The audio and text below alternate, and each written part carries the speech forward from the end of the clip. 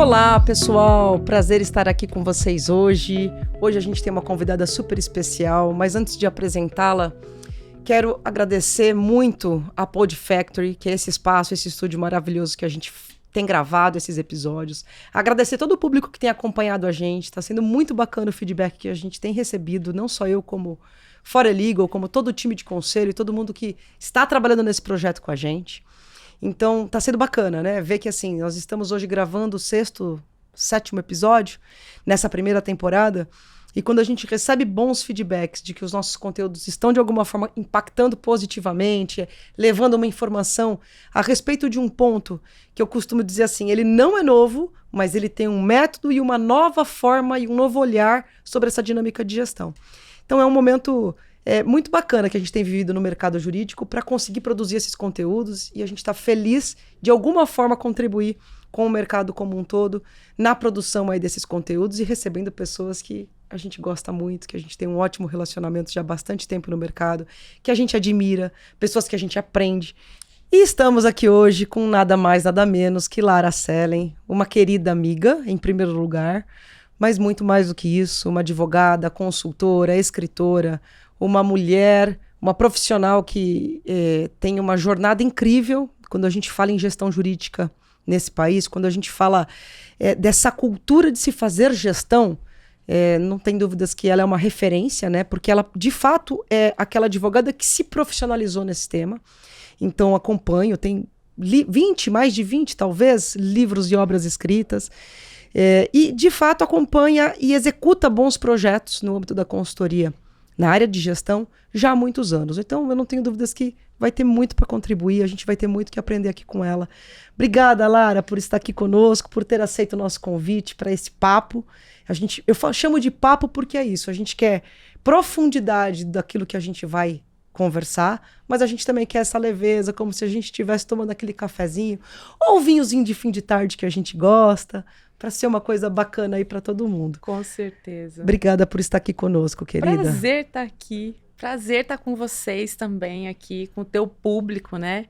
Falando de assuntos tão importantes, né, Celina? Porque é isso, né? A gente que se acompanha há muito tempo sabe que muito aconteceu nos últimos 20 anos, 20 e poucos anos, né? E você está nessa trajetória há muito tempo também, aprendendo com o mundo evoluindo, assim como eu, a gente vai aprendendo com o mundo evoluindo. Então, a gente precisa cada vez mais... Hoje eu olhei o quadro dos advogados de toda a advocacia brasileira, a gente está com 1.459.000 e algo. Então, já estamos batendo 1,5 milhão número total, com estagiários, com suplementares. De inscritos nos quadros da OAB. Então, cada vez mais essa profissão vai se tornando complexa, com tecnologia e tal, toda essa transformação. A gente tem que ter outros olhares para a profissão. Então, discussões como essas aqui realmente são de absoluta necessidade para colocar os advogados que estão assistindo, quem trabalha dentro de controladorias, quem trabalha dentro de escritório, numa página de evolução, que não vai parar por aí, né? É isso. E você contou da gente estar há alguns bons anos aí nessa nossa jornada e nesse trabalho. A gente não tem muito case anterior para validar aquilo que a gente faz, né?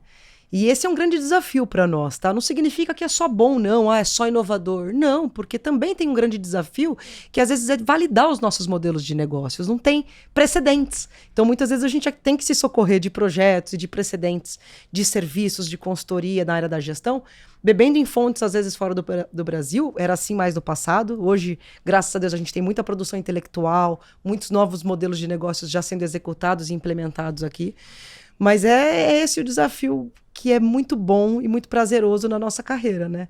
Da gente falar de gestão com a premissa de conhecimento jurídico, né? Porque é possível... A gente fala de gestão empresarial, que é o campo da gestão do administrador, mas a gestão jurídica, ela sempre é peculiar, porque se você não entende de dado jurídico, de informação jurídica, fica difícil de manipular e de produzir um bom resultado. Então, assim, acho que a gente tem uma pauta incrível, super extensa. Tomara que a gente consiga, no tempo que nós temos hoje, exaurir, ou pelo menos 2. Explorar melhor, senão a gente volta para um outro capítulo, um outro momento.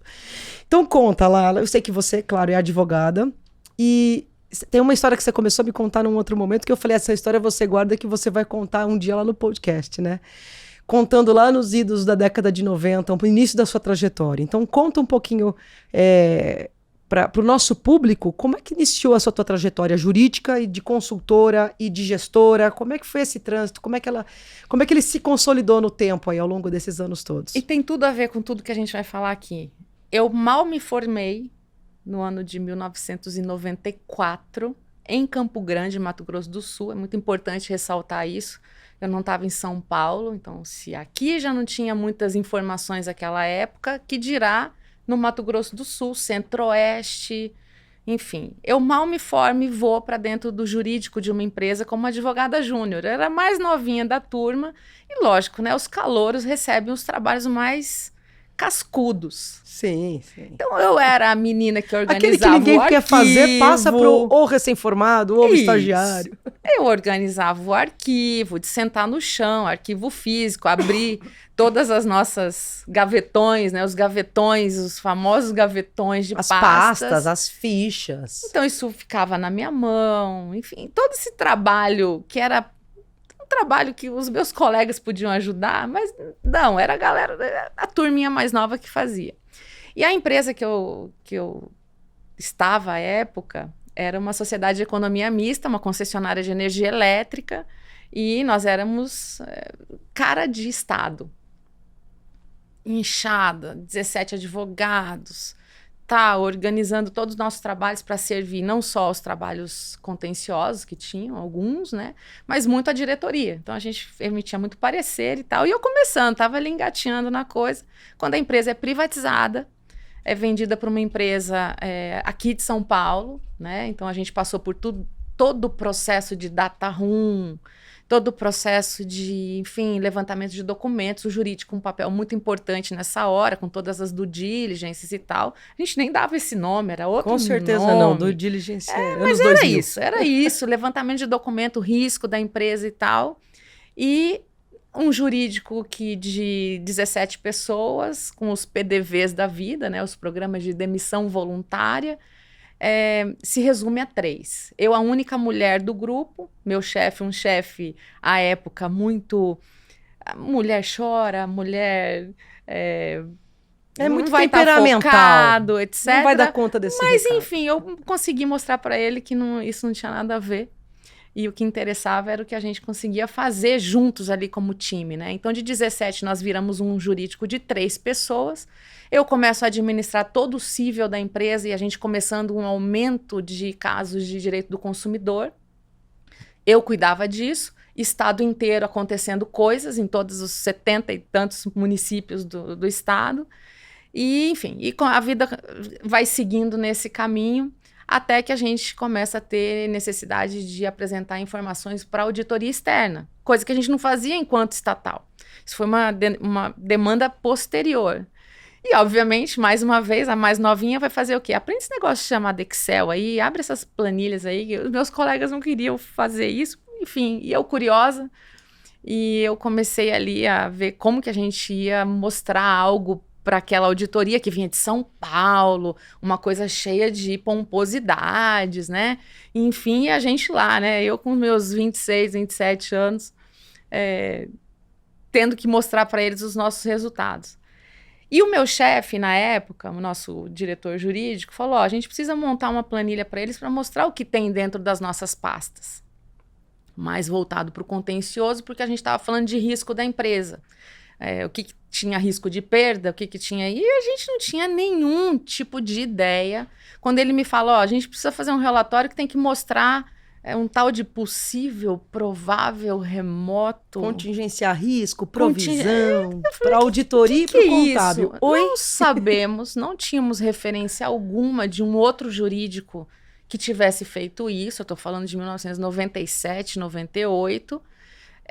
E a gente começa ali pegar dados que nós tínhamos, nome da parte, a vara que estava, o andamento que estava, se a gente tinha ganho na primeira instância ou perdido, se a gente já estava em segunda com chances de, como é que estava a jurisprudência e tal, para a gente tentar colocar numa planilha para apresentar números para a nossa diretoria e posteriormente para essa auditoria, algo que fizesse sentido para eles, porque não adiantava a gente entregar calhamaço de andamento.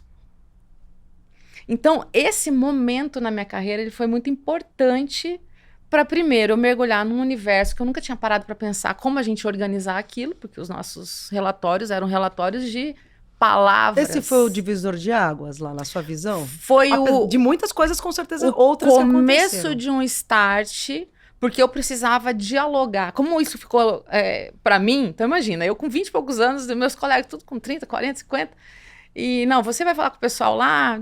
Eu tinha que dialogar com o financeiro, eu tinha que dialogar com a auditoria, eu tinha que dialogar com o comercial da empresa, eu tinha que dialogar com muitas frentes dentro da empresa. E aí, belo dia, numa banca de revista, eu dou de cara com uma primeira edição, número 1, de uma revista, que eu não sei se vocês devem conhecer, chamada Você S.A. Sim. Eu vejo aquilo, meu Deus, aquilo me encanta, eu começo a ler aquelas reportagens e eu dou de cara com uma palavrinha tal de MBA. Não, mas não era MBA, era MBA, porque isso era uma palavra, né, uma frase em inglês que... E eu falava assim, gente, o dia que eu puder, eu vou fazer um curso desse, porque eu tenho certeza que isso aqui vai agregar na minha vida como advogada dentro de uma empresa.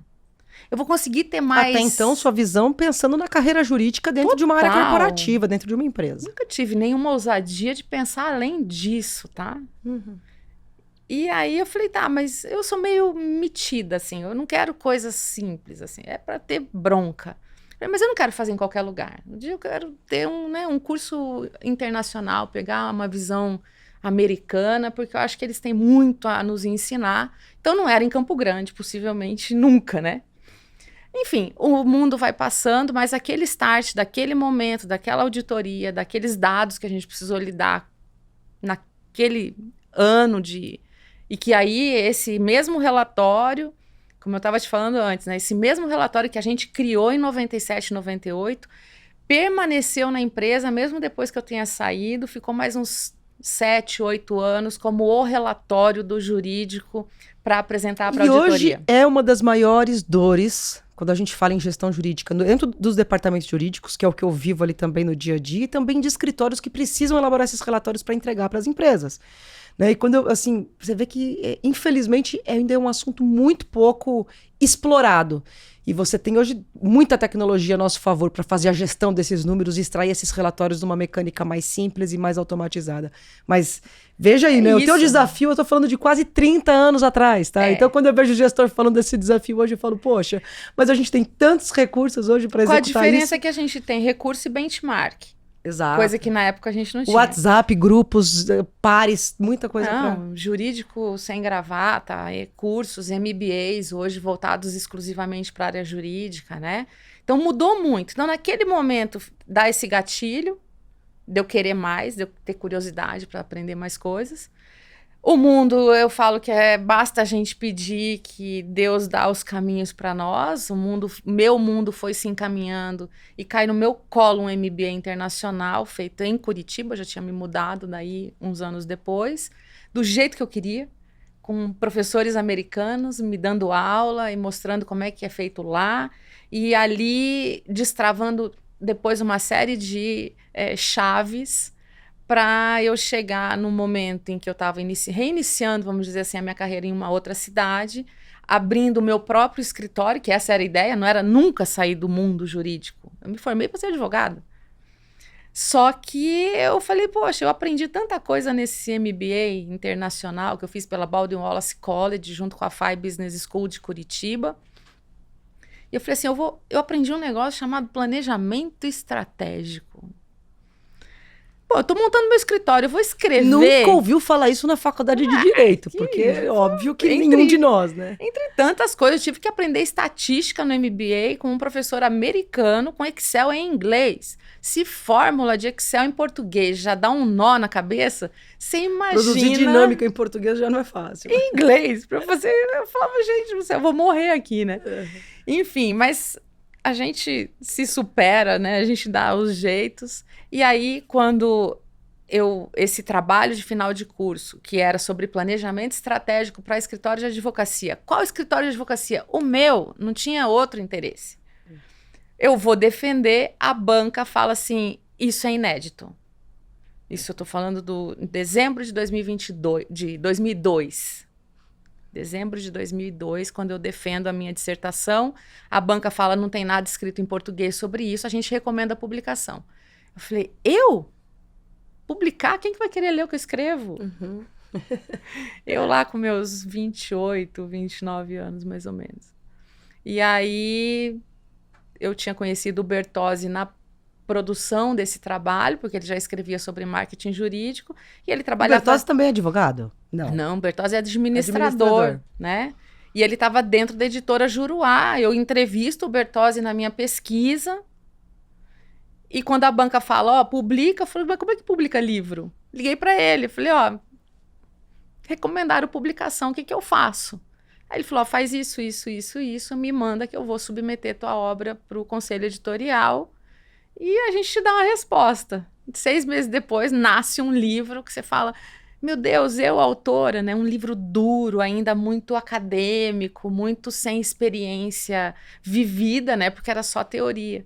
E ali começa toda a minha jornada, que eu decido, a partir de 6 meses depois do livro nascido, eu decido não mais advogar nunca mais. Foi uma decisão muito difícil. Não foi orgânico isso? Não foi uma coisa que com o tempo você foi se desvinculando da advocacia, indo para a consultoria? Não. Você tomou uma decisão e parou. Em fevereiro de 23... eu tô com 20 na cabeça. De fevereiro de 2003, eu tomo uma decisão definitiva na minha vida, porque eu sabia que eu não poderia ter pé em 2 canoas. Primeiro, uma questão de me especializar, ficar focada no que eu fazia, não adiantava estar advogando de manhã e fazendo consultoria à tarde. E segundo, por uma questão ética. Na minha cabeça, não cabia que um advogado, com os seus interesses pessoais do seu escritório, entrasse no escritório de um colega para ver números, ver carteira de clientes, ver estratégia. Então, eu tinha que dar toda a certeza para o meu cliente que ele podia confiar 200% em mim, porque eu não tinha nenhum interesse em nada do que ele estava fazendo. Porque eu queria que ele crescesse, que ele desenvolvesse, que ele, enfim, pensasse fora da caixa. Perfeito. Para dar a visão de longo prazo. Perfeito. Foi assim. É o que eu penso também. Ontem nós tivemos, né, estamos gravando hoje, ontem foi a primeira reunião do CESA, do Centro de Estudos de Sociedades de Advogados. Do ano. Do ano, Se você, inclusive, tem uma sociedade de advogados, vale a pena conhecer, porque eu acho que é um campo ali de estudo, é um verdadeiro celeiro de conhecimento que todos aqueles que pertencem às sociedades, acho que vale a pena, de repente, se aproximar. E lá, um colega nosso me perguntou, mas você está à frente de uma sociedade hoje? E é exatamente isso. Ainda que, do ponto de vista legal, nada me impeça de fazer isso, do ponto de vista ético e moral, eu sinto que sim. Porque é preciso que a gente passe para o nosso cliente a confiança de que você está entrando ali no mundo dele e, de maneira alguma, você executa, de forma direta ou indireta, aquela atividade que ele executa, né? E isso é importante. Então é muito mais uma questão de ética e até de moral do que exatamente algum empecilho aí. Isso e foco. Porque eu não acredito que você consegue ganhar excelência no que você faz quando você faz 2, 3 coisas muito diferentes que exigem de você pensamentos e... Então, assim, desde então, eu como gestão jurídica no café da manhã, no almoço, em direito civil, no processo jantar, civil, ou seja lá o que for, esquece. As minhas noites, as minhas viagens, é tudo focado nisso. Não, e essa mulher produz conteúdo demais, gente. Vocês precisam acompanhar ela nas redes sociais, né? Lara Celi é uma máquina de conteúdo, de curso, de formações. É um negócio incrível. Às vezes eu tô ali, eu tô vendo ela online produzindo, eu falo... Uau! Ela dorme. Ela dorme? Ela dorme. De onde veio, o que ela faz? Sabe essa pergunta? Mas ela é incrível em relação a essa perspectiva de produção mesmo, de conteúdo. Mas eu acho que essa perspectiva educacional é uma veia forte sua, Com né? certeza. Ela sempre foi. Nos conhecemos assim, em bancas, dentro da academia, cursos. Aliás, não podemos deixar de falar, podemos até falar agora da pós também, né?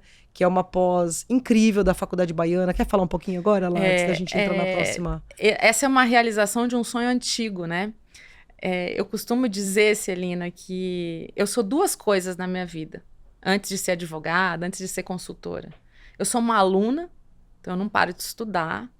Eu estou fazendo um curso pela Fordham Law School, falando sobre gestão de escritórios e ouvindo CEOs de bancas internacionais, de grandes escritórios de Nova York, etc. Então, eu estou estudando, estou ouvindo, estou colhendo coisas para ver se aplica no Brasil, não aplica no Brasil, enfim. Eu sou uma aluna... Conhecendo novos modelos, é isso que, na verdade, é esse movimento todo, que nos permite estar aí, né? Sou aluna dos meus clientes... porque eu aprendo coisas, assim, incríveis em cliente, ideias realmente muito disruptivas na forma de gerir o escritório, na forma de gerir a sociedade, a governança e tal. E eu sou uma professora, que é professora em sala de aula, em trabalhos de mentoria, em trabalhos de consultoria. Eu estou ali o tempo todo ensinando o cliente, porque eu não quero que ele dependa de mim, eu quero que ele conheça e siga o rumo dele independente. Seja capaz de tangibilizar todo aquele processo de consultoria, todo aquele conhecimento em algo sólido e construído dentro do seu ambiente de negócios. Sem depender de mim. Perfeito. Eu quero que ele se independa disso. Então, eu preciso ser uma boa professora. Eu tenho que entregar tudo. Eu não tenho que entregar parte para ele ficar precisando me ligar, marcar reunião, né? Então, assim, essas duas coisas são muito fortes na minha vida. E o MBA internacional em gestão de escritórios de advocacia é um sonho antigo, porque é aquilo que você falou.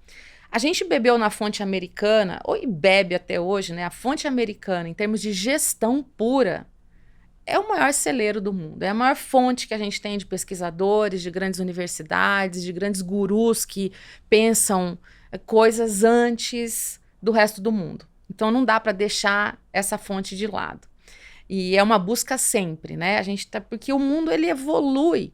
A gente vai falar de Legal Ops daqui a pouco, que nada mais é o que eu fiz lá atrás numa planilha de Excel, só que evoluiu tanto e cresceu tanto o volume de dados que se antes eu estava num universo de 700 processos, hoje você tem condições de ver todos os 100 milhões de processos no Brasil e tirar algum extrato disso, tem informação a respeito disso. Então, é a mesma coisa. Eu sou pianista por formação, né? E Bach tem um estudo difícil, complexo, que são variações sobre o mesmo tema, né? Então você pega uma frase da música e varia isso de jeitos diferentes, em vozes diferentes. O que a gente está vendo são variações sobre o mesmo tema, porque a base é a mesma, a gente continua falando de processo, continua falando de um processo que faz a diferença para uma pessoa que está ali como autor, como réu, como parte. E quando você coloca isso dentro de um grande pacote lotado desse tipo de processo, você começa a extrair e espremer dados, fazendo correlações de números daqui e daqui. Mudou o tamanho do universo que você pode E as ferramentas, trabalhar. Né? E o método, que e são o as método, ferramentas. E a tecnologia. Mas são variações do mesmo tema. Perfeito. Nós estamos querendo a mesma coisa. Como que a gente ganha eficiência nos nossos escritórios, enfim. Então, trazendo tudo isso para o tempo presente, o MBA, ele é esse grande momento, vamos chamar assim, que eu idealizei há muitos anos. Falei, gente, era muito importante dotar escritórios de advocacia, sócios, administradores, gestores, coordenadores, advogados, galera que está no administrativo, etc., que faz parte de todo um contexto, de um conteúdo mais aprofundado, metodológico, com ciência por trás. Então, a gente tem aí pela frente uma jornada muito interessante nas grades que a gente montou, tanto estratégicas, tem 2 módulos, um estratégico e um tático, com masterclasses onde a gente tem 12 convidados dentre os quais 6 são estrangeiros. Que a gente vai poder ouvir, tirar as nossas conclusões, criticar. Isso serve para mim, isso não serve. Nossa, nunca tinha parado para pensar nisso. Olha que legal aqui, uma abordagem assim. Enfim, como a gente cresce no meio acadêmico é isso. Só que um meio acadêmico prático. Ali não é para ser professor, né? É para tirar esse conhecimento daqui e aplicar no escritório no dia seguinte, se possível, né? E você é uma das nossas... Está no nosso elenco de professores, né? Com muita alegria recebi esse convite. Adoro também, porque essa pegada, estar professor em alguns contextos é um negócio legal. Que faz parte da vida. É muito legal. E uma coisa que vai acontecer, que também é um projeto antigo e que, se Deus quiser, a gente vai conseguir realizar a partir do MBA Internacional, é que nós teremos um módulo opcional para os alunos, né? Quem quiser vir conosco nessa excursão, a gente vai para fora do país. Nós vamos para uma conferência da ALA, da Association of Legal Administrators, que vai acontecer em Nashville no ano que vem, em abril ou maio de 2025. Para a gente o quê? Fazer várias coisas. Assistir as conferências, americanos falando e a gente com a mesma pegada de vamos ver o que serve para nós, o que não serve e tal. Discussões pós-evento, nosso petit comitê para a gente discutir isso, né? Como a gente vai ter professor americano que vai estar lá, encontrar pessoalmente, vai ser muito legal. O curso é online, né? E visitas a escritórios, que para mim eu acho que assim, é o creme de la creme de uma viagem quando você aproveita para falar assim, deixa eu bater lá para conhecer a estrutura. Como é que funciona lá, como é que funciona aqui? É o nosso direito comparado na gestão. Como é que o americano lida com processo e tecnologia? Quanto ele investe? O que é mais preocupação para ele? Inteligência políticas de orçamento, né? Para tecnologia, pessoas e todas as perspectivas. Ou o quê? Automação. Mas qual que é a característica do escritório? É um escritório mais boutique? É um escritório... Mas tem massa nos Estados Unidos? Como é que funciona isso? Mas qual que é o sistema americano? Ah, não é do condado lá, que é só o juiz que faz o código de processo dele, com o prazo dele, com o jeito dele fazer? E aí são outras realidades que vai abrindo o teu universo e aí você vem para cá com uma pegada muito diferente. Tem um episódio muito interessante de uma das conferências da ELE que eu estava, não vou me recordar onde, se foi Washington, enfim, a gente foi em muitas, né? Foram quase 15 anos participando dos eventos lá fora e quando bateu o relatório do CNJ... com mais de 100 milhões de processos, estava fresca essa informação na mão, e numa das reuniões, a gente discutindo, falou assim, o Brasil bateu 100 milhões de processos judiciais em todas as poder cortes. Judiciário. A sala parou, falou, oi? O quê? Tá Que errado. número é esse? Não, tem uma coisa errada. Peraí, o Brasil é um país de dimensões continentais como o nosso, americano. Mas o que é isso? 100 milhões não é número. Então, assim, a gente aprende, sim, muita coisa com os americanos. A pegada da gestão, a valorização de vários pontos. O olhar do business, né? Do business, isso ali é muito... A cultura é muito forte do financeiro, da organização, do planejamento, de pessoas, etc. A governança, né? Mas a gente tá com um dever de casa muito bem feito na nossa casa... que é lidar com essa quantidade absurda de processos, que em lugar nenhum do mundo tem. Exato. Então, todo esse conteúdo de legal ops, de controladoria, de inteligência artificial, de tantas startups, etc., para descobrir o que temos, né, dentro do nosso grande parque industrial de contencioso, especialmente... é uma fonte de estudo e uma fonte de melhoria contínua que seguramente nós vamos servir de benchmark para os outros. A gente já usou os outros como benchmark para nós e a gente está fazendo essa ponte ao contrário. Então, o MBA é isso, ele vai trazer todas essas matérias de gestão de pessoas, produção jurídica, controladoria, legal ops, marketing, gestão de cliente, a experiência do cliente, a jornada do cliente, financeiro, inovação, governança, planejamento, posicionamento. Nós temos 12 grandes matérias, né? E é isso, fica um convite realmente para quem quer mergulhar nesse mundo e agregar mais valor para suas próprias sociedades, porque não adianta fazer de orelhada.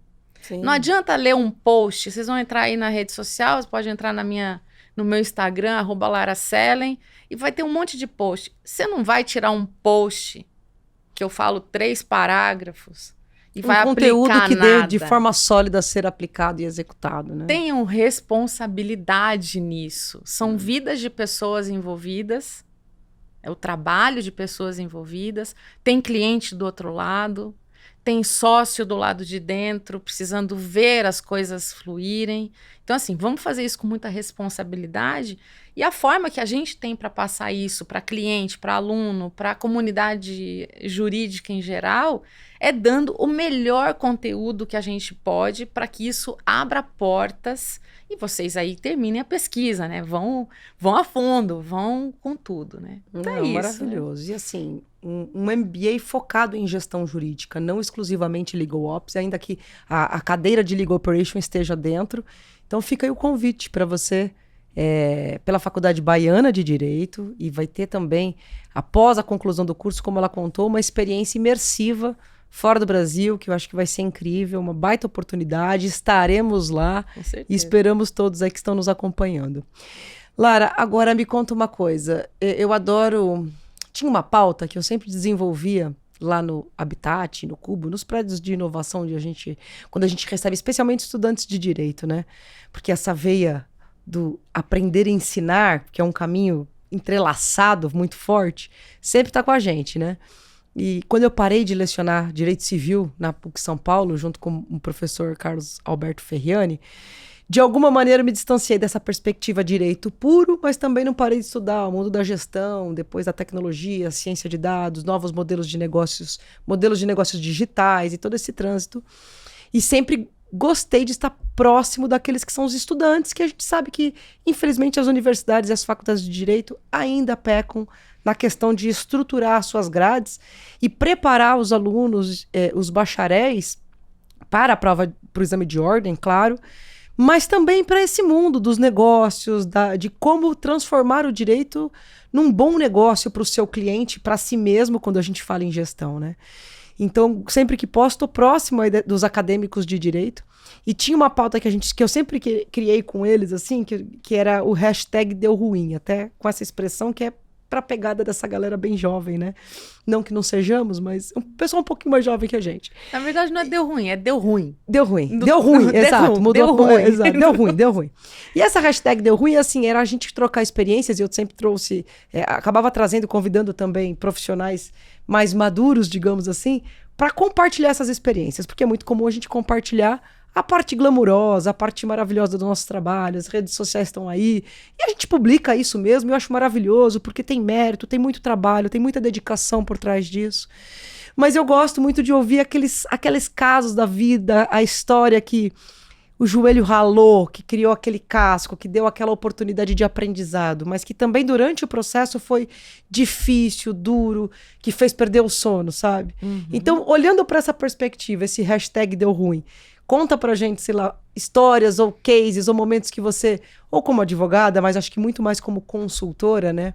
Porque o consultor é isso, ele não é um mentor, mas uma consultora como a Lara, ela não é só aquele trabalho consultivo que entrega um projeto e beijo, tchau, execute, né? Conheço o trabalho dela, conheço muitas sociedades de advogados que tiveram o trabalho dela, acompanhei o trabalho dela de gestão e de consultoria sendo conduzido, e a gente sabe que você tem ali uma pegada de estar do lado, de pegar na mão, de ver a coisa de fato produzir o efeito que se quer atingir, que é um pouco também da minha visão, né? Porque senão é uma consultoria, mas é mais do que isso, sempre tem uma pegada de tangibilizar aquilo que a gente está executando. E então, assim, dentro desse contexto, você deve ter já acompanhado realidades distintas, diametralmente opostas do ponto de vista de gestão. Escritórios de governanças incríveis, super bem organizados, faturamento maravilhoso, muitos sócios, uma estrutura que você fala, uau, que coisa maravilhosa, multiplica, Senhor, né, esse nível. E também já deve ter pego realidades que você fala, meu Deus, por onde eu começo, né? Como é que será que eu começo mudando a mentalidade do dono, dos líderes, dos sócios? Eu imagino aí, né? Tô só supondo aqui, digamos, que você lide tão bem com essa realidade. Então, conta pra gente, assim, histórias, cases ou situações que, de repente, traga para o nosso público, assim, uma experiência de visão de como existem muitos mundos dentro da gestão jurídica, dentro das sociedades de advogados. Sabe de uma coisa, você está falando aí, eu estou aqui fazendo todo um flashback, né? Eu sou muito racional. Eu comecei a história da gestão com planejamento. Não tem nada mais racional que planejamento. Você segue lá um método, tal. Na medida que a gente foi atendendo escritórios por todo o país e já passamos por praticamente todos os estados, né? Acho que eu só não fui para Roraima e Amapá. O resto, eu tenho cliente em todos os estados. São mais de 1.200, 1.300 clientes já atendidos em 20 e tantos anos de trabalho dentro da Sellen Bertozzi, né?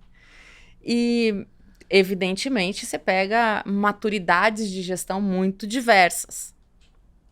Portes de escritório muito diversos.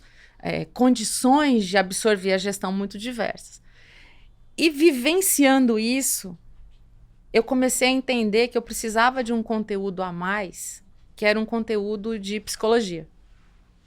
Show! Eu não conseguiria sobreviver. Tem um caso sem muito interessante que eu não assim. posso contar o estado, eu não posso contar Lógico nada. Que você não vai falar nomes, nem localidade. Jamais. Mas eu estou numa reunião com 3 sócios, um conflito ali claro entre eles, uma divergência de pensamento, etc. E eu tentando ali contemporizar. Mas não era ego, né? Eram questões tipicamente societárias. Que não era ego. Eu não podia deixar de fazer esse comentário. Óbvio que era ego, né? E a hora que você vai ver, assim, quem tá de fora, né? Com todo respeito ao que se sente, porque a gente não julga sentimento, né? Cada um que tem o seu. Mas quem tá de fora, sem estar envolvido, fala... Num processo racional, olhando... Meu Deus, né? E eu só sei que a coisa começou a esquentar.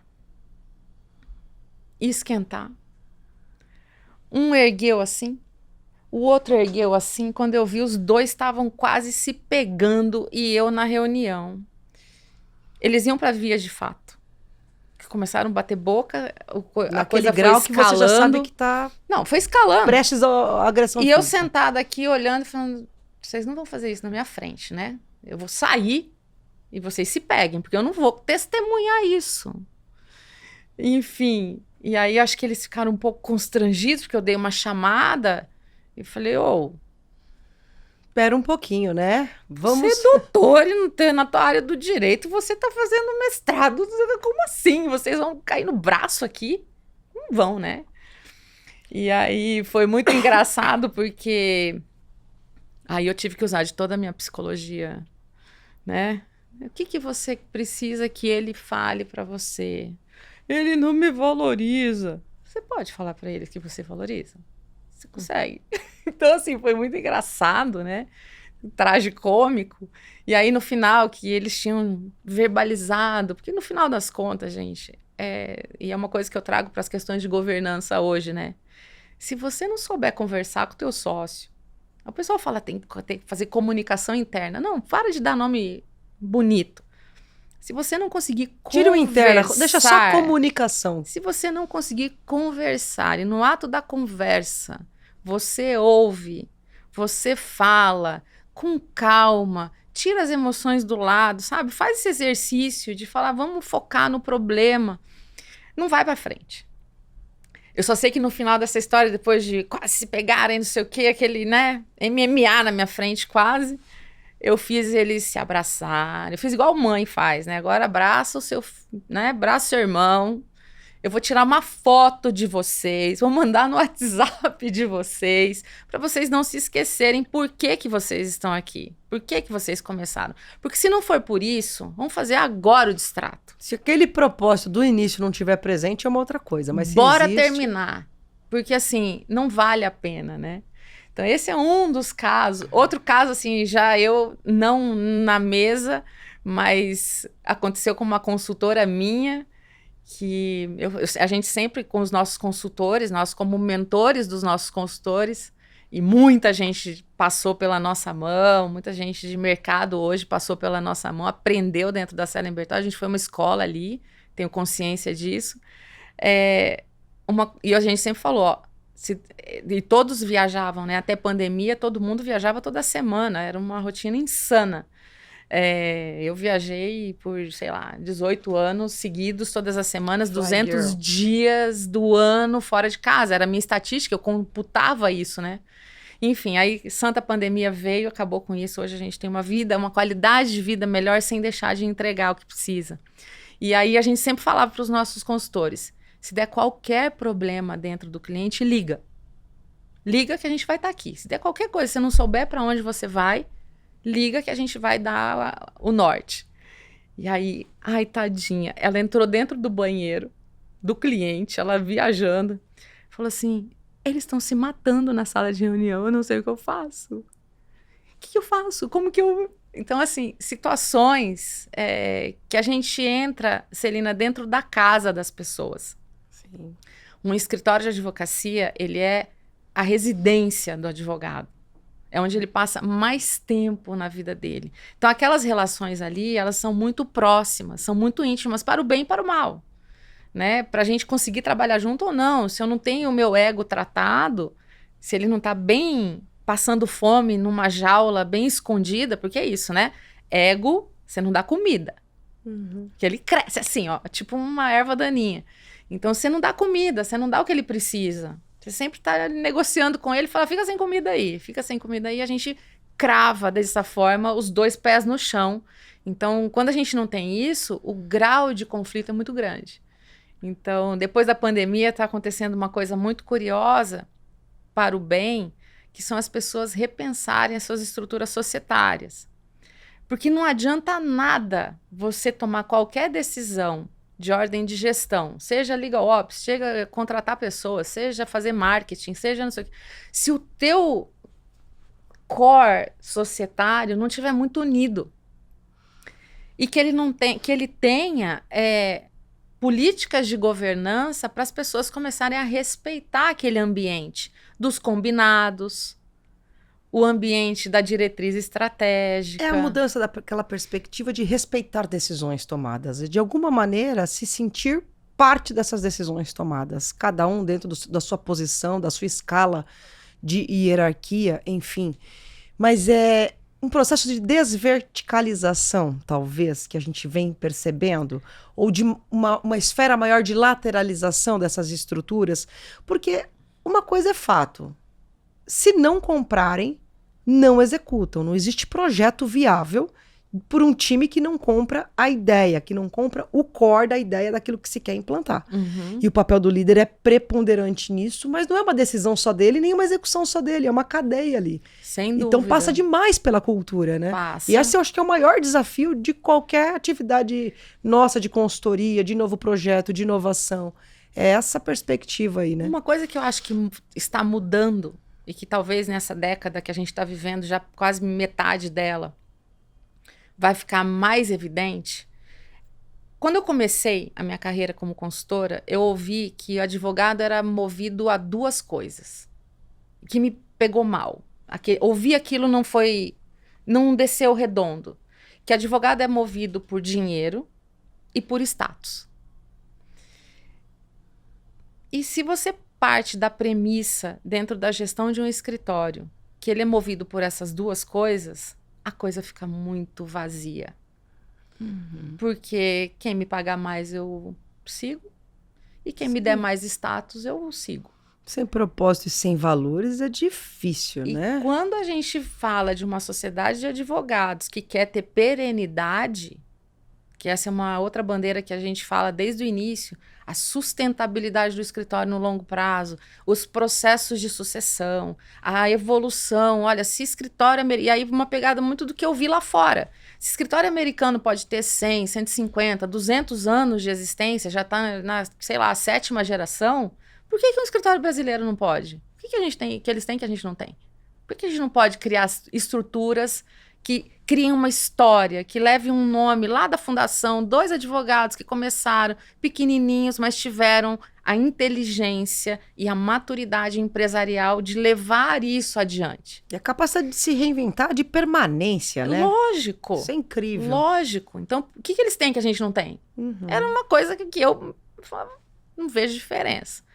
Então, quando a gente pega essas 2 premissas que eu ouvi lá atrás, e hoje, com toda essa mudança de valorização das pessoas, a importância da gente ter pessoas em funções certas, a gente treiná-las, a gente construir essa relação de que vai culminar no societário.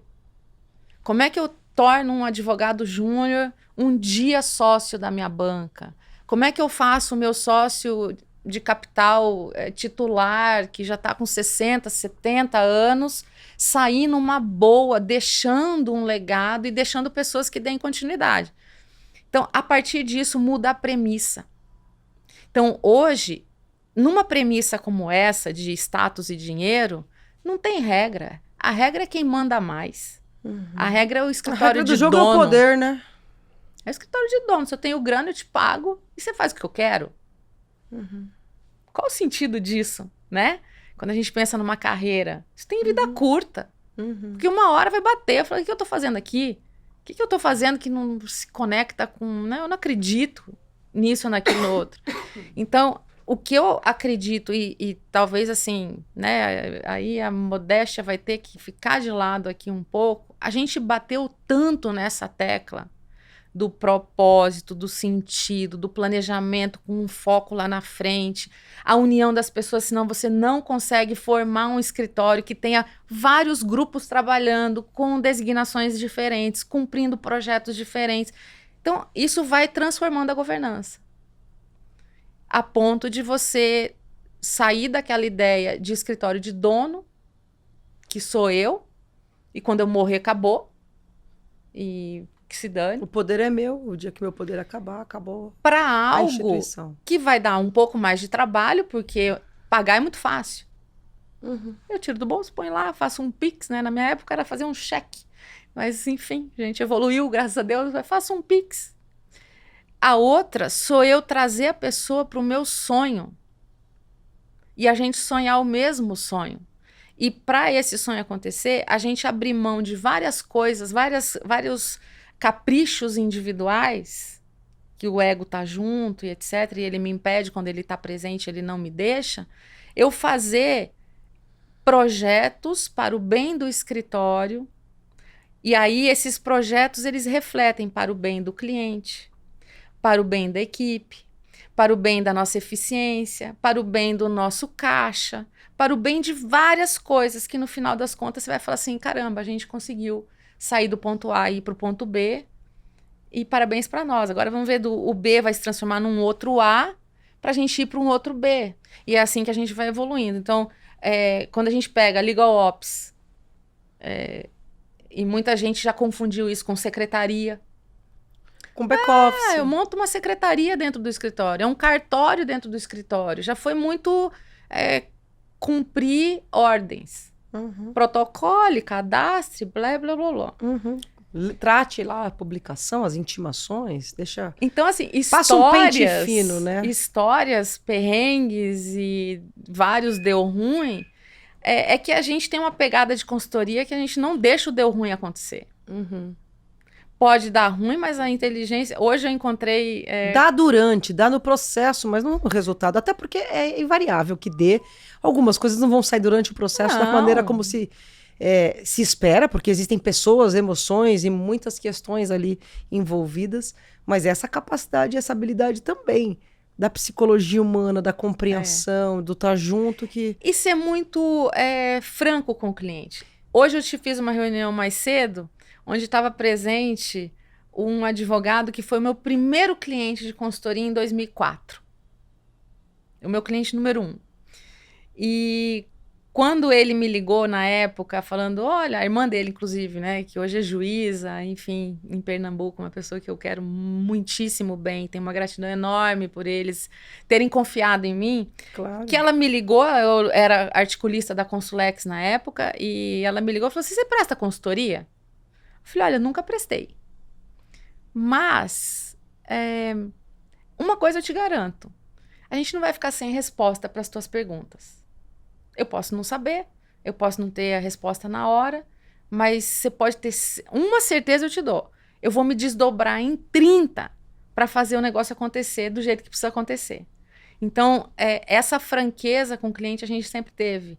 E hoje a gente está vivendo aí um mundo de experts de final de semana, que é complicado e há muitos experts de Instagram, de Facebook, então, de assim, conteúdos digitais. Assiste um curso de um fim de semana, já tá capaz de dar diretriz estratégica do teu escritório. Calma, gente, calma, não é assim. Então, você precisa ter muita humildade dentro do processo de aprender com cada cliente, mas fazer um dever de casa teu muito grande. Então, nessa jornada, foram muitos deveres de casa para correr atrás, para sempre estar à frente do cliente. Então, para eu estar à frente do cliente, para eu ter a resposta, eu tenho que estudar 30 vezes mais. Eu tenho que pesquisar 30 vezes mais. Eu tenho que comer gestão no café da manhã, no almoço, no jantar, sonhar com isso, viajar pensando nisso. E é assim que a gente se... Então, tem muita ralada de joelho nesse meio do caminho, sim. Mas é por isso que a gente está aqui hoje. Você chegou onde você chegou, né, querida? Como é que ainda. é o teu processo de maturidade? Chegou onde chegou hoje? Tem uma longa história ainda. Long journey. Como é que você enxerga hoje o teu processo de maturidade, assim, quando você precisa dizer aquele não bem dito, sabe? Aquele não bem colocado para o cliente? Não, é até aqui. Às vezes resistência, alguns aspectos do processo de consultoria que tem muito a ver com a resistência cultural a uma determinada questão que não se faz presente o propósito, a missão e os valores ali combinados ou pré-combinados, e muito mais essa perspectiva da grana e do poder, como você falou, né? Hoje você tem, com certeza, muito mais traquejo que a maturidade nos dá de dizer, olha, ok, você já demitiu o cliente? Claro. Essa é uma pergunta ótima para se fazer, porque eu acho que a maturidade para demitir o cliente é entender que o cliente não está pronto mais, ou talvez nunca esteve, em algum momento você achou que estava, e dizer, olha, vá em paz, fica bem, desejo todo o sucesso do mundo para você. Não adianta. Olha, eu já tive um episódio que o cliente queria um negócio que eu falava para ele, não vai rolar. Mas eu quero isso. Não vai rolar por causa disso. Mas eu quero isso. E aí, ele me chama para uma reunião presencial, eu tinha que viajar, e o cliente falou assim, precisamos conversar sobre o nosso contrato. E eu já sabia que ele ia me peitar de novo, eu quero isso. E aí, eu vim preparada para o combate. Vou colocar armadura hoje, vamos... Botei meu melhor cabelo, minha melhor roupa, me armei para a reunião, cheguei na reunião com toda a calma e respeito do mundo e tal. Eu quero isso. Não tem problema. Nós vamos fazer o seguinte. Nós vamos rescindir o nosso contrato agora. Não tem problema. E eu precisando da grana. Era uma época, assim, de muita vaca magra, mas eu nunca negociei com isso. Nós vamos rescindir o nosso contrato agora. E eu vou ajudar vocês a encontrar uma consultoria que faça o que vocês querem. Nós vamos a mercado. Não serei eu. Não, porque eu não vou fazer. Por essas razões. E ok, e tá tudo bem. O escritório é teu, é você que resolve. Você tem o direito de querer o que você quer, mas não me obrigue a se eu sou somente uma consultora. Perfeito. Eu não tô sentada na tua cadeira, eu não tenho a tua responsabilidade. Se você acha que esse é o melhor caminho, você pode contar comigo para te ajudar a fazer o teu caminho. Mas isso não significa que eu vá fazer. Bom, resumo da ópera. Não, mas a gente quer você do projeto. Bom, então aí vai ter que ser do meu jeito. Combinados assim? A gente Combinados, seguimos. Então tá bom. Então, assim, é muito engraçado, porque assim, quando você tem a certeza das coisas, e olha que eu não tô falando de maturidade, não, eu tô falando de 2007. Eu não tô falando de agora. Sim, nada recente, assim. E hoje, falar não para cliente é do mesmo jeito, Celina. Com muito respeito ao cliente. Porque ele pode estar num momento... O que eu vou tentar é mostrar para ele. E aí, em consultoria, a gente tem uma coisa que eu sempre disse, dentro dos nossos treinamentos internos, inclusive. Consultor é água. O cliente é o jarro. Esse jarro, ele pode ter várias formas. Redondo, quadrado, um negócio... Enfim. Um design, enfim. Eu sou água. Quando eu entendo que eu sou água e eu tenho uma finalidade, água tem que ter a capacidade de penetrar em qualquer buraco. Então, assim, esse é o respeito ao cliente que a gente vê. Você entender que cliente é esse e você, sendo água, querendo o melhor para ele, não importa o momento que ele esteja, A única coisa que eu não admito é isso, eu não admito em momento algum, em qualquer esfera, é uma coisinha chamada desrespeito. Me desrespeitou, me perdeu. Aí eu não quero trabalhar para você. Aí, assim, aí procura outro, entendeu? Aí eu perdi, porque eu tenho que estar muito envolvida com o benefício que eu quero ver ali. Me desrespeitou, me perde nesse quesito, e aí não tem... Ah, não, mas eu quero você. Não, mas é eu que não quero. Entendeu? Claro que entendi. É bem assim. Acho que deu para todo mundo entender. Sim. E acho que... Penso que precisa ser assim, né? Sim. Porque temos ali as duas traves, que eu gosto de chamar os valores de duas traves da vida. Às vezes a bola bate na trave. Às vezes a gente até flexibiliza algumas coisas. Mas se isso vira uma continuidade, uma perpetuidade de bola na trave e de flexibilização, daí tem que tomar alguns cuidados, porque daí é a carreira, é a reputação. É o teu sono. O nosso CPF, né, no sentido figurativo, ele vem antes de qualquer CNPJ, de qualquer projeto profissional. E daí esses são os valores construídos ao longo de uma vida, dos quais não dá para abrir mão em nome de um projeto, de uma situação. Também sou um tanto quanto irredutível. Isso às vezes pode ser interpretado como arrogância, mas é um equívoco de interpretação absoluto, porque o não é uma arrogância, é simplesmente uma clareza sobre onde estamos, o que construímos, algumas coisas que estão validadas e pautadas aí nessas traves. Os teus limites. Dos valores, dos nossos limites que a gente fala aqui não dá para negociar. A gente negocia muita coisa, mas aqui não dá para negociar, né? Querida, a gente tem pouco tempo, mas eu queria te propor uma pauta aqui pra gente poder, não vou dizer encerrar, porque depois queria uma dica tua, uma consideração sua aí para todo mundo que nos acompanha.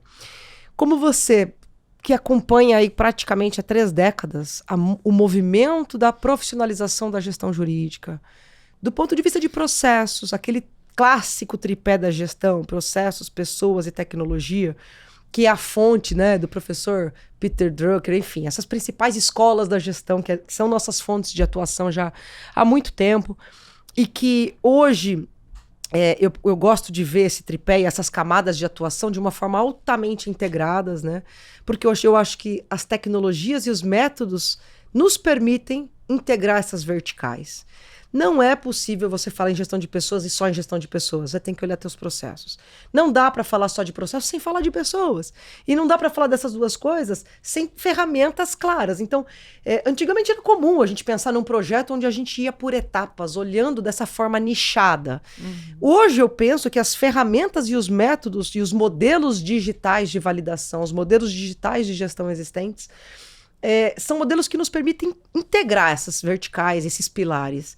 E esse é o grande, digamos, salto de viabilidade de quando falamos em gestão, em controladoria, e quando falamos em modelos e de legal operation, que é esse assunto que a gente às vezes tem que tomar algum cuidado, né? Parece hype, tá todo mundo falando e tal, como se fosse algo novo e muito inovador, e a gente sabe que não é.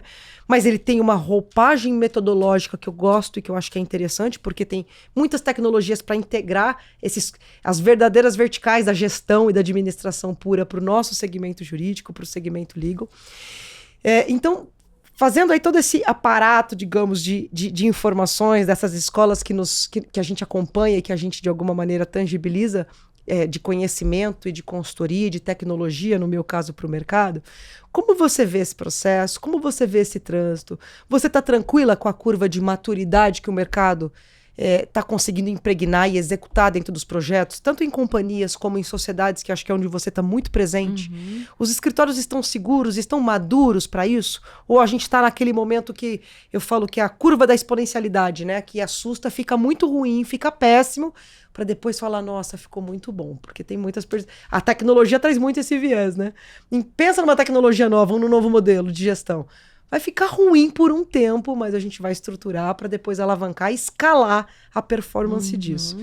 Como é que dentro desse contexto você enxerga a maturidade do mercado, especialmente falando no âmbito sociedade de advogados? Ainda baixa. Ainda baixa. Eu acho que falta ainda entender muito do que se está pretendendo com toda essa integração, né? Ela é baixa porque ela não estar atrelada a um planejamento estratégico sério, porque quando você fala de Legal Ops, vou pegar esse recorte que tem tudo a ver com você aqui, de fato, não é novo, mas ela traz, cada vez que a gente evolui, a gente vai dando saltos de degraus. E os nomes são importantes, sim, para mostrar uma era diferente da mesma coisa. Que não é a mesma coisa, porque já passou muito tempo. Tem um novo método, um novo cenário, uma nova dor. Porque mudou recurso. Perfeito. Mudou recurso. Antes, lá atrás, em 98, quando eu comecei a fazer minha planilhinha meia boca, no Excel meia boca, era o que a gente tinha. Uhum. E você faz a salada com o que você tem na geladeira.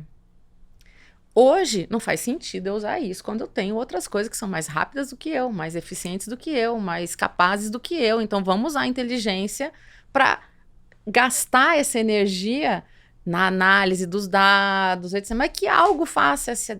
Então, o que eu vejo é que falta maturidade, sim, para entender o negócio como algo que é totalmente integrado. O que você falou de pessoas ligadas a processos, eu vou até além. A gente tem uma visão BSC da advocacia, que BSC é uma ferramenta antiquíssima e que não cai de moda e não vai cair nunca. O principal ativo de um escritório de advocacia são as pessoas que estão lá dentro, por isso que escolham bem, cuidem, treinem, façam todo o processo de onboarding, de cuidar daquelas pessoas para que elas não saiam. É muito custoso para o escritório ficar num troca-troca de equipe. Não, esse é um custo quase imensurável. Imensurável. Não é só grana na mesa, não, é outra coisa. É tempo. Sim, é treinamento. Você está falando de um escritório que é uma empresa de serviços intelectuais. Então, ou seja, a fábrica está aqui. Quando uma pessoa vai embora, ela leva a fábrica dela, né? Então, pessoas como primeiro pilar. Se eu tenho pessoas bem escolhidas, adequadas para o meu modelo de negócio, para o meu tipo de estratégia, para o tipo de área que eu escolhi, para o tipo de cliente que eu escolhi, naturalmente a produção jurídica vai ser bem feita. Desde peças bem feitas, adequadas, até controles. Uhum. Quando isso acontece, a gente cumpre prazos, a gente tem toda, processos organizados, todos os fluxos organizados, você gera uma satisfação do teu cliente ativo, aquele que confiou em você e assinou uma procuração no escuro, porque é isso que o cliente faz com a gente. Ele não recebeu nada. Ele acredita que ali ele vai ter resolvido um problema e que se eu não resolver, muitas vezes eu não consigo voltar atrás. Se eu propuser a ação errada, foi. Quando você tem isso aqui bem feito, o cliente satisfeito, que fala para os outros, que fala do nosso nome, que vai trazer outros clientes, etc., eu gero um resultado financeiro positivo, que me gera a oportunidade de voltar para as pessoas e fazer boas contratações, boas remunerações, e essa roda fica girando num círculo virtuoso. Então, tem que entender toda essa dinâmica para não ver um projeto como uma coisa. Hoje, a gente tem que tomar muito cuidado na questão de tecnologia, porque foi como eu disse antes, tem um monte de guru aí nascendo, pipocando do nada, né? Nasce aqui embaixo, a hora que você vê, abre a geladeira, tem uma mentores, startup coaches, saindo. Mentores, coaches e mil coisas, né? E tudo. Isso é fase da maturidade do processo, então essa turbulência, até que a gente tenha condições de separar joio do trigo. E como é que você separa isso? Com dor na pele, contratei errado. Acreditei numa ficção científica, né? Então, assim, quem passa por isso fala, na próxima contratação eu vou me preocupar um pouco mais com alguns detalhes. Então, é tão sério e tão importante isso que não dá para tratar na brincadeira. Então, como um projeto de curto prazo, né? É colocar esse contexto todo dentro do teu planejamento estratégico. Sim. E o que você quer alcançar com isso? Para quê? Né? E uma coisa que eu acho que não funciona, tá? Não funciona você terceirizar o problema. Se eu não tiver alguém dentro do escritório com disponibilidade para estudar, vai tomar a decisão errada, vai voltar e voltar e voltar, e esse negócio vai parecer que é uma tremenda de uma fajutagem, aí você vai botar a culpa na tecnologia. Falamos juntas, e vai colocar a culpa na tecnologia. No prestador de serviço, quando você não fez seu dever de casa. Então, assim, quem está dentro do escritório tem que fazer o seu dever de casa. Quer evoluir, quer ser um escritório inovador, seja lá o que isso significa, porque significa 1 bilhão de possibilidades. Faça o seu dever de casa. Ah, mas eu não tenho tempo. Sim, você vai ter que arrumar. Sim. Você vai ter que administrar. Eu vou dar um curso agora de organização, que eu falo, se você não se organizar, não tem. Não tem agenda cabendo mais coisa. Não tem projeto organizado para eu saber o que eu faço na segunda, na terça, na quarta e dar a atenção necessária para que tudo flua bem, porque não é só isso. Eu tenho que receber ligação de cliente que está preocupado, nervoso, ansioso com alguma coisa. Eu tenho que lidar com a equipe. Outro detalhe, que eu acho que ele é relevante. As pessoas geralmente fazem projetos... você falou de escala, né? O marketing hoje também, gurus de marketing, assim, pulam do... Profissionais do growth marketing, escale, produza, venda. Vou te ensinar. Daí você olha para o sujeito que vai ensinar, você fala, não é possível. Você vai ganhar 10 milhões de reais em um mês. Aí você fala, oi, né? Peraí. Enfim. E aí eu vi esses dias um meme, né? A pessoa fazendo esse... vou te ensinar a ganhar não sei quantos milhões. Aí você entra no Jus Brasil... Tem 3 processos da pessoa. Enfim, coisas assim que não bate, né, gente? Tem que ler as informações. Então, uma coisa que eu escrevi um artigo esses dias para o LinkedIn, falando assim, a armadilha da escala. Todo mundo, de repente, achou que pode escalar a carteira de cliente. Porque o equívoco da escala é todo mundo pensar na escalabilidade de quantidade, enquanto que você pode escalar performance. Outras coisas. Pois é uma questão conceitual, por isso que eu adoro conceitos. Porque os conceitos ajudam a dizer, vamos colocar os pingos nos is aqui. Escala onde, cara pálida, né? Porque aí acha que é fazer tráfego e botar... Pago, de repente está recebendo um marketing. monte de dinheiro, não consegue, e aí queima o próprio nome, e aí você... O que estava ruim fica pior, porque aí você não consegue entregar, porque é isso. Por trás de uma estratégia de marketing... tem uma necessidade que precisa ser entregue, né? Então, tudo isso ainda são sinais de muita imaturidade em relação a tudo que está acontecendo. Mas é processo. A gente vai se quebrar um monte de gente vai se bater, vai ver que não era aquilo, vai acreditar no encontro da carochinha, vai depois cair a ficha, vai ficar com raiva. No início dos movimentos de legal techs e low techs, há 5, 6 anos, 7 anos atrás. E aí a coisa vai e entra num equilíbrio, né? Então a gente vai chegar no equilíbrio. Eu acredito que a questão tecnológica não chegou nem tá engatinhando ainda. Só começando, tem muita coisa para... Então, por isso, assim, queridos ouvintes e assistentes, estudem. Não fiquem olhando de longe ou só acreditando em meia dúzia das informações, de copies que vocês veem por aí no Instagram. Cuidado com isso, né? Bom, eu ia perguntar para você para a gente encerrar essa dica macro, sei lá, alguma mensagem de legado, alguma coisa que você queira dizer para o nosso público. Eu acho que você acabou de dizer algo... Não parem de estudar. Não parem de estudar o direito, porque sem ele você vai morrer na praia. Você não vai ter o que oferecer. Qual que é o teu diferencial? Eu tenho um software. Tá, e isso é meio. A tua finalidade sempre vai ser resolver um problema. E a sua capacidade de resolução de problemas é o... É isso que vale dinheiro. É isso que vale ouro, né? Então, nunca deixem de estudar o direito.